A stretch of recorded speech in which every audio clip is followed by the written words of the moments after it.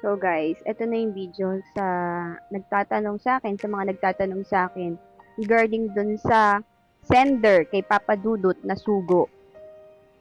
Una, it's connected to Samyasa. Samyasa, yung kanta na isinulat na pinadala sa Israel. Ito yung gagawin ng mga demonyo on Lucifer. Samyasa is Lucifer. Itong sugo na sinasabi naman na nagpadala kay Papa Dudut ay isang bulong ng demonyo. Alam nyo, ang demonyo, sinabi ko na before, matalino ang demonyo, doble sa pangkaraniwang kaisipan ng tao. Pero mas matalino ang nasa liwanag. Kasi kaya niyang tuklasin at alamin kung ano ang ginagawa ng mga kadiliman o demonyo. Yung bulong na sinasabi dito sa sender na to tungkol dun sa kapatid niya is si Lucifer pa din. Una rin, hindi rin nababalutan ang Pilipinas ng kadiliman sapagkat ang Pilipinas ang magiging liwanag ng buong mundo. Kaya nagkakagulo ang buong mundo ngayon dahil sa gera.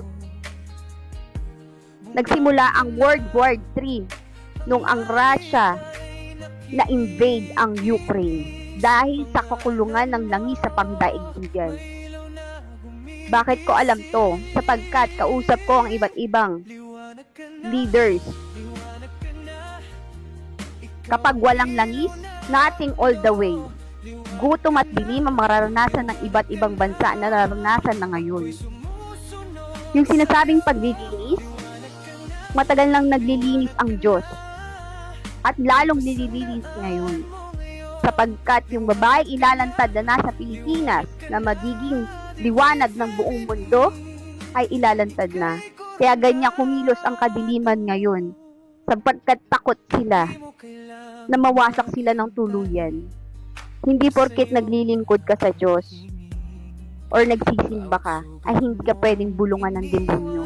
Lalo na kapag baluktot ang puso mo at hindi konektado ang puso at isip mo at wala kang liwanag sa espiritu mo, mabilis kang mabulungan ng demonyo.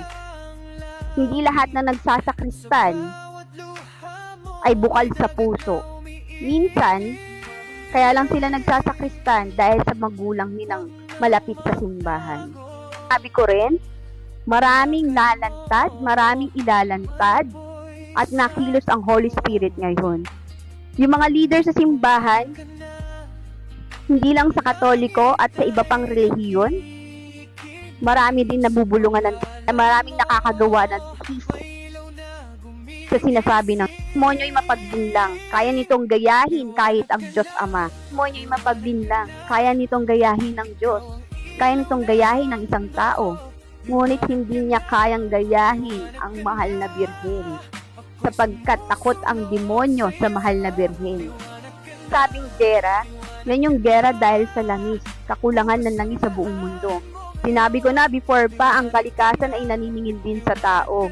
Kaya ang iba't ibang bansa ngayon ay hinahagupit. Ang Diyos ngayon ay naglilinis. Nagsimula ang paglilinis ng Diyos before pa. Dahil may ilalantad ditong sagradong bagay. Sinabi ko before, sagrado ang Pilipinas at hindi pwedeng balutan ng itim. Ang mga Pilipino ngayon ay ginigising.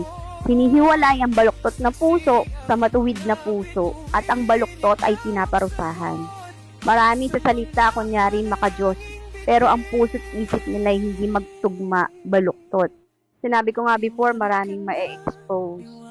At na-expose na yan. At lahat nakikita nyo at nasasaksihan. Yung paglilinlang ng kadiliman o demonyo, si Lucifer. Kapag totoong nasa liwanag ka, hindi ka nito malilinlang. Kaya mong makita kung anong ginagawa ng demonyo. Kaya nga nagsabi ako before about sa mga bulong-bulong na yan. Kasi marami sa inyo, tumatawag sa Diyos, pero baluktot ang puso, hindi nakakonect ang isip at ang puso. Ang espiritu ay mahina ang liwanag, kaya madaling lapitan ng demonyo.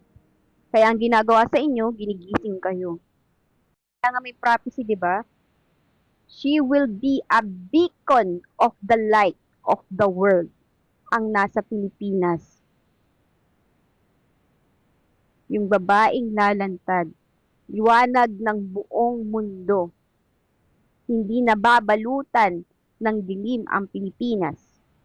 Ang mababalutan lang ng dilim ay yung mga baluktot na puso at hindi konektadong isip at puso at walang liwanag ang spirito.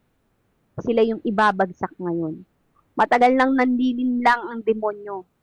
Matagal nang may antichrist simula pa panahon ni Kristo. At ngayon sila matatapos. Everything will be exposed. Sinasabi ko kumikilos ang Holy Spirit. Nakilos din ang demonyo sa pamamagitan ng mga bulong. At kapag hindi mo na-analyze yan, masusukluban ka ng kadiliman at kasama kang mapaparusahan.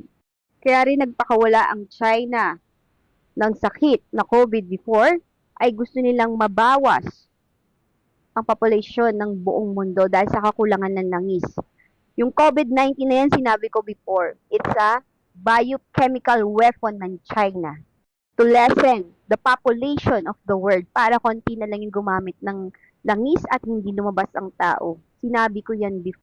Kung ano ang nakasulat sa libro, sa aklat, sa langit, bago pa kayo ipanganak sa mundong ito, ayun ang magagawa. Ang Pilipinas ang magiging liwanag ng buong mundo at hindi ito mababalutan ng kadiliman.